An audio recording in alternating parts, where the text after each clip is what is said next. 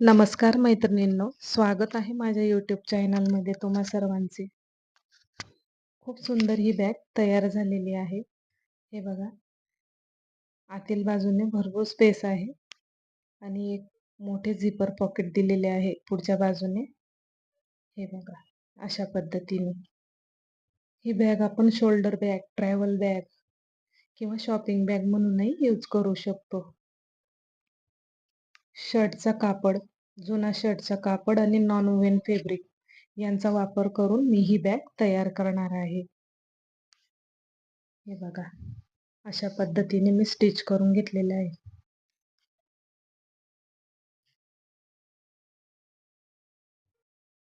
30.5 inch अधिक 17 inch असे याचे मेजरमेंट आहे.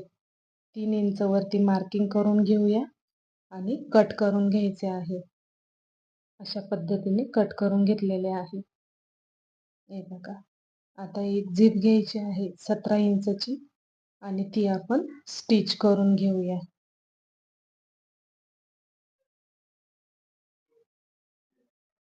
ही पॉकेटची झिप तयार शिवत आहोत आपण.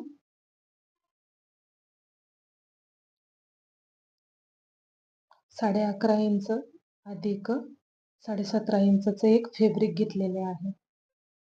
त्याला खालील बाजूने फोल्ड करून घेऊया.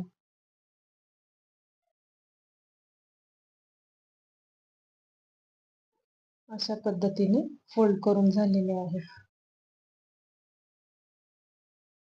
आता झिप वरती ठेवून आपण त्याला या फॅब्रिकला स्टिच करून घेऊया. टॉप स्टिच करून घ्यायचे आहे.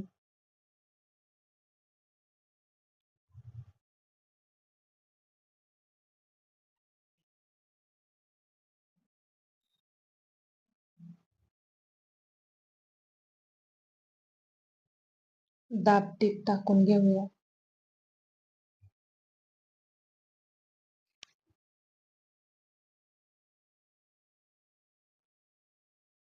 अशा पद्धतीने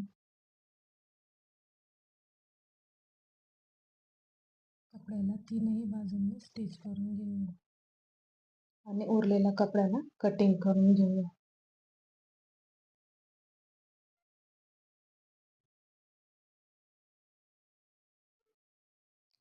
कट केलेला वरचा टॉप पार्ट आपण स्टिच करून घेऊया.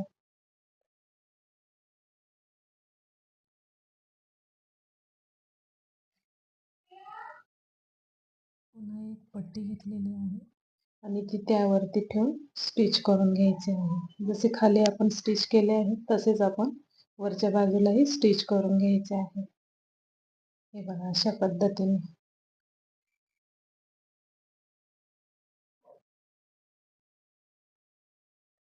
चौदा इंच आणि 17 इंचचं एक फॅब्रिक कट करून मी ते पॉकेट सारखे तयार करून घेतले, स्टिच करून घेतलेले आहे. सॉरी, व्हिडिओ इथे स्किप झालेला आहे.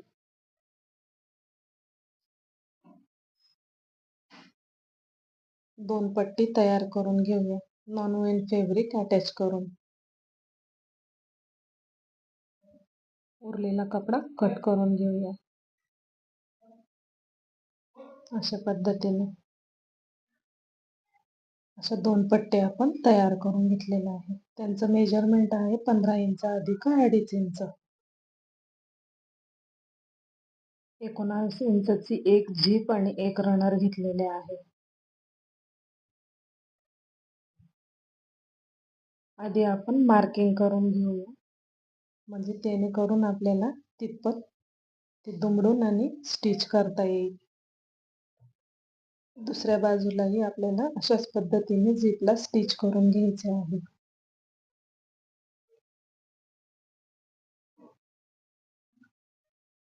खालील बाजूला थोडंसं कपडला दुमडून घ्यायचे आहे आणि मग झिप तिथे स्टिच करून घ्यायचे आहे. बघा, अशा पद्धतीने. वरून एक पट्टी ठेवून घेऊया फॅब्रिकची आणि तीही अशाच पद्धतीने दुमडून घेऊन स्टिच करून घेऊया.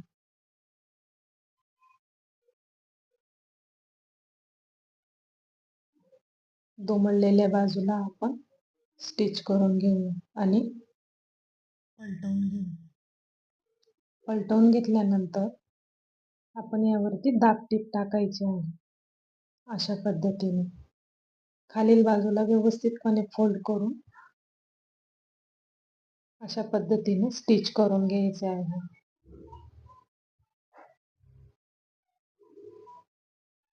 उरलेले फॅब्रिक कट करून घेऊया. दोनही पार्ट मी अशाच पद्धतीने तयार करून घेणार आहे. हे बघा तयार झाले. वरील बाजूला अर्धा इंच मार्किंग करून मी हे झिपचे तयार केलेल्या पट्ट्या स्टिच करून घेणार आहे.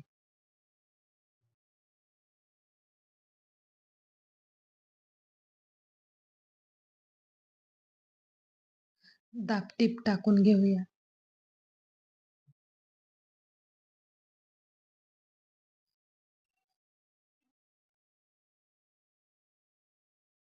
दोन्ही बाजूला 5 इंचावरती मार्किंग करून घेऊया हँडल स्टिच करण्यासाठी.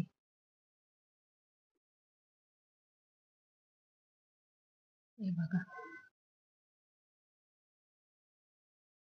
24 इंचचे 2 हँडल घेतलेले आहेत. ते आपण 5 इंच मार्किंग केलेल्यावरती ठेवून सनी स्टिच करून घेऊया.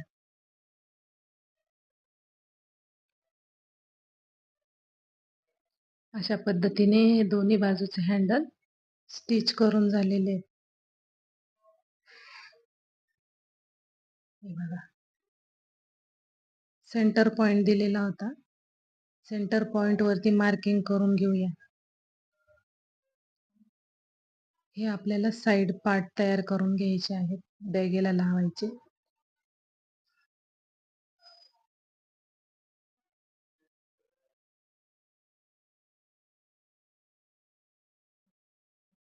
दोन अशा पद्धतीने तयार करून घेतलेले आहेत.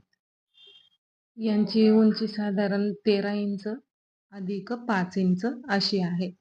माझ्याकडनं मोजून दाखवले गेले नाही आहे, सॉरी.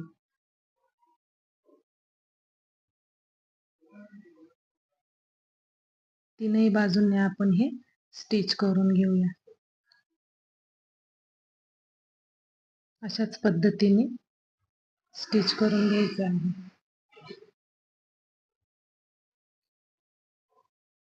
हे बघा नॉर्मल कटिंग करून घेऊया म्हणजे फिनिशिंग सारखे वाटेल ते. बॅगेला खूप छान फिनिशिंग येते. दुसऱ्या बाजूलाही आपण तशाच पद्धतीने स्टिच करून घ्यायचे आहे.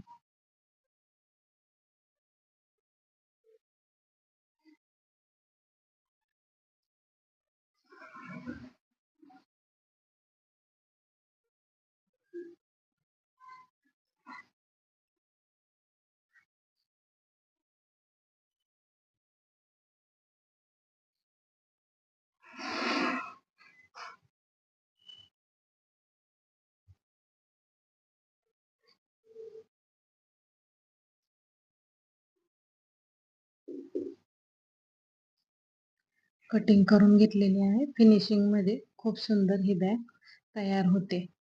आता बाहेरील बाजूने आपण दोन्ही बाजूला स्टिच करून घ्यायचे आहे.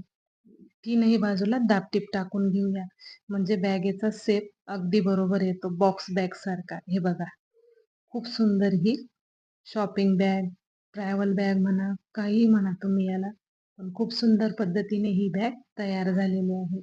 व्हिडिओ आवडल्यास नक्की लाईक करा, शेअर करा, सबस्क्राईब करा आणि हो कमेंट करायला विसरू नका. 16 इंच अधिक 13 इंच अशी उंची आलेली आहे बॅगेची. हे बघा आतील बाजूने किती मोठा स्पेस आहे. किती छान पद्धतीने ही बॅग तयार झाली आहे.